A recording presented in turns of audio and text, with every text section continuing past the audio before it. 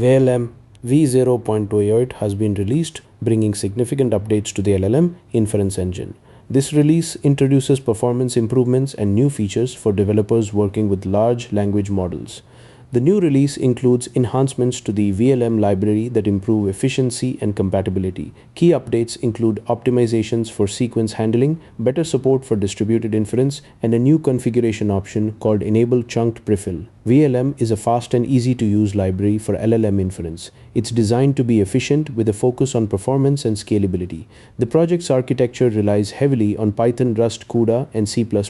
It's important to note that 83.9% of the codebase is written in Python. The project's codebase is distributed across several languages. Notably, Rust accounts for 6.4% of the codebase, while Cuda and C++ make up 4.7% and 3.4% respectively. Shell scripting contributes only 1.2%. The improvements in v0.28.0 enhance compatibility and performance for developers building with LLMs.